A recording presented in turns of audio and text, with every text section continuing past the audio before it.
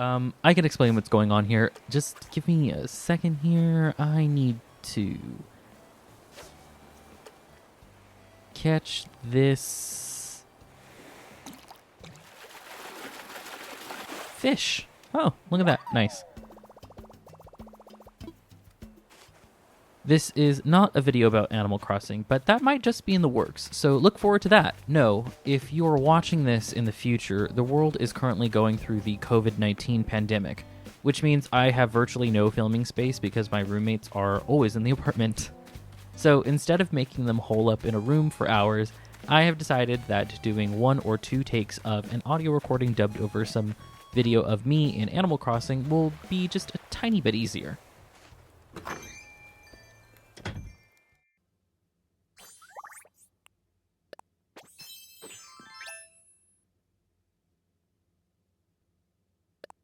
Hello there, folks. Welcome to my corner of the garage, History with a Porpoise. My name is Denis. Do you like my new place? Today, we're going to get a little wild. We're going to get in touch with a more animal side of Psychic Dolphin Garage. And I'll try not to get lost in all the hairy details of the history of our subject. It's furries. That's right, furries, or the furry fandom, as it's known more academically. And yes, I mean that there are quite a few academic papers written about the subculture. Who would have guessed it? Also, it's really appropriate that this is my first video hosted in Animal Crossing, isn't it? So, what the heck are furries? Well, the origins are kind of murky. People cite things like Watership Down and Disney's Robin Hood as origins of the fandom, but the term furry fandom was used in the early 1980s, with the pre-online community eventually creating conventions in the late 80s and early 90s. I asked some furries what their impression was, and many agreed that it was Disney's Robin Hood. I didn't find anyone in person who said it was Watership Down. Present examples of people learning about their inclination towards furry fandom include Pokemon, Animal Crossing, hey, Star Fox, and even more recently things like Beastars, though those are just some examples. People actually figure these things out through a myriad of different ways. With the advent of the internet, of course, interest in the furry fandom grew exponentially because of the ease of information and because of a new level of anonymity that was not previously available to people prior to cyberspace. Even today, with as many in-person furry events as there are, the community is still extremely online. Perhaps due to the purposeful manipulation of anonymity, furries are incredibly visible online, and furry communities exist in almost every corner of cyberspace. But indeed, furries are everywhere. They seem to be most active on Twitter, Reddit, the messenger app Telegram, Furaffinity, DeviantArt, and Instagram. Denis, you ask, why are you talking about furries, though? Well, lovely viewer, because like my previous Vaporwave video, there are interesting politics to the fandom, ranging from gender identity, gender expression, queerness, and unfortunately, even a very right-wing faction of people in the fandom. Fur Science, a compendium of furry surveys, is what I specifically looked at for this data, which only measures things on a scale of liberal and conservative. So in order to get a sense of furries' political stances, I first went to Twitter. I wasn't very sure what I should do, so I decided to check out #Furries4 and name a major candidate. When I was first conducting this research, there was quite a bit more candidates than there are now. Rip to a real one, honestly. But suffice it to say, many of them had led to no results. There were only 3 that did. #FurriesForPete led me to a parody account that said that Pete Buttigieg's fursona, oh, and for those of you that don't know, a fursona is a furry persona, was a weasel and would post photos of a very cute-looking real weasel. Then there was #FurriesForTrump, which was a mix of parody posts and genuine posts. Then there was #FurriesForBernie, which were almost all very genuine posts of people sharing their Bernie story, posting about Medicare for all, college tuition, just talking points about Sanders' campaign platform, basically. I also went on subreddits, Telegram discussion boards, and Furaffinity discussion boards, and found basically nothing.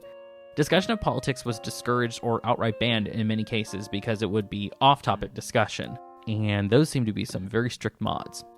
So, I did the unthinkable. I went to 4chan. If I was going to get some juicy discussion on furry politics, surely it was there. And no, it was not. You see, there are no dedicated furry boards, and I wasn't about to go comb through dozens of mindless alt-right posts and try to figure out if the user was a furry. So that plan was kind of a wash. But I needed to know. So I grabbed my most anthro-friendly t-shirt and my dancing shoes, and I went to Tail. LA's hottest furry night hosted by Executive Suite, which is a pretty popular lesbian bar in the area. As I spent my night at Tail in Long Beach, I noticed that it wasn't all that different from any other night at a gay bar, save for the people in fursuits. But then again, I have fully seen a man wrist deep in another man's anus at a gay bar, so this honestly was just kind of tame. The flamboyant colors and dress of the furs, their constant happy expression, their eagerness to interact with one another, it was actually very enjoyable. Dare I say it was more accepting than your typical night at a gay bar. Usually if I go to a bar, I have slight dread of people judging me for my physique. I had no fear of just going out and dancing. It was actually nice. I'm not saying that this is the case for every furry, but in general, they were very welcoming and eager to answer questions. I asked a very small sample size of furries in a, extremely liberal area of California some questions to see their responses. I was more interested in their follow-up to these questions to get a deeper look at their politics, because some of my questions were kind of milquetoast, but they could have opened the door to a deeper discussion. However, do not take this as a scientific study. I understand this is an extremely small sample. I just wanted to see if the previous studies of furries leaning a little bit to the left of center was accurate. What I found amongst the disco lights, the remixed top 40 hits, and the mounds of fur weren't shocking. I found people ranging from conservative to bringing Native American ways of governance into the modern time. But I mostly found that people thought of politics as binary, as, well, I'm not for Trump, and even a few, I voted for Bernie Sanders. Those that wanted to go further in depth with their politics, I found out later, were already very political, spending their free time either protesting, attending rallies, donating their time to campaigns, or working for Sanders directly to create a harassment campaign targeted at Karens. Oh, I'm sorry, I said the K word. Like I said, the context of the politics were very binary. I mean, we were in the middle of an election cycle, of course, so I expected as much. I'm always shocked at how narrow people's political view is, though. But we are very welcoming here in the garage, so if you're feeling like the liberals and the Dems have let you down, because they certainly have let us down, don't think that you're a conservative now. Trust me, there is a better way. The left. Amongst my questioning, though, I realized, oh, I'm the weird one. I'm the non-furry researcher coming to a group's safe space, grilling them about capitalism and discussing native identities when they just wanted to go and bust a move with a giant furry worm. These conversations are important, but is the biggest furry night in LA the place to be discussing these? I don't necessarily think that it's the wrong place. A gay club was ground zero for the gay rights movement, but maybe tonight is just for dancing. Shout out though to Courage the actor, a native activist and furry. We did discuss the effect of colonialism erasing native identities, so people like me can never know who they really are. And as a native person, it is nice to know that I have some cousins that know where they come from and their ancestral people are still welcoming of all of us into the community. But that and the discussion of furries and natives is for another day. One that I'm very interested in having with Courage, so Courage, if you're watching, please hit me up. So, are furries just a bunch of fascist bisexual men on 4chan? No. And there's a growing movement against those people, which is good. I was told that a Nazi fur tried to make an appearance at Tail at some point, but was kicked out very quickly. And Ali Conti wrote an article in Vice about Antifa furries joining the fight to stop the spread of fascism in online spaces and at events. But where are these fash furs coming from? Well, from being alienated online and in person. This alienation drives them to darker corners of the internet, and they get scooped up by the fascists looking to recruit. What I'm saying is that we need to let these folks' freak flags fly, and accept them. Not all of them are into kink and fetish. This is just a fun way for them to dress up and enjoy themselves. But some of them are fully into the kink aspect of the furry life, and, well, that's okay. If we're going to be accepting of consensual forms of kink on the left, then we have to be accepting of furries. In comparison to what some of you weirders are into, that shit is actually pretty tame. Our perception of who furries are and what they do has been very distorted by the media, and the furry community is very aware of their less than positive portrayal on TV and in many magazines. There is a group of very creative, passionate folks who are alienated from society that are getting radicalized right. We can curve that if we are just a little bit more accepting, though. And it's already happening. The IWW tweeted out furry art and said that fursuit makers are indeed industrial workers. And Shahid Buttar, a Democratic socialist who is primarying Nancy Pelosi, recently posed with a furry, Pacho Fur, holding up a sign, Furries for Bernie.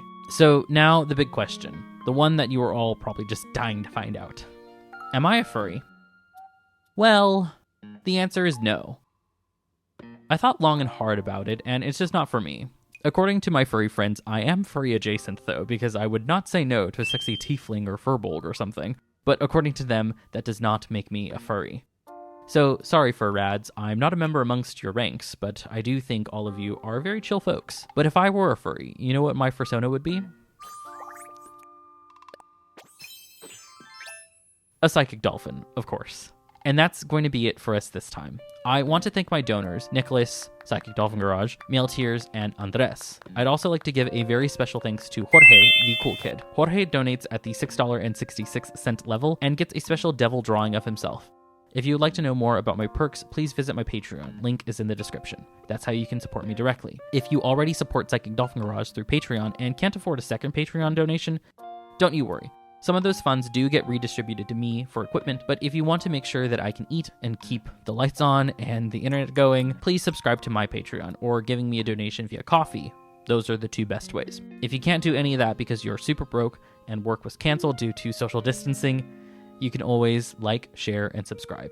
All of us here at Psychic Dolphin Garage really appreciate it. I'd also like to mention that Jorge was one of the furries that I interviewed. I had a great time speaking with him via Discord, but unfortunately the video file was corrupted, so there is no footage. He did shout out United Electrical Radio and Machine Workers of America. If you are in any of those industries and were looking to organize, check out the link in the description below. I also want to thank Grift Shop. This shirt that I'm wearing in Animal Crossing is actually a real one that you can buy if you just follow the link in the description. I apologize for the late video. As you can imagine, COVID-19 has affected all of us in many different ways, not just in productivity. We are still in this together, and I'm hoping that the content that the boys and I are making serves as a little fun distraction. I have a few scripts in various levels of progress, and I hope to get these out to you a little bit sooner. Please check out the podcast Psychic Dolphin Garage. All the links to everything I mentioned and my sources will be in the description box below. I have nothing else to say other than take care and goodbye.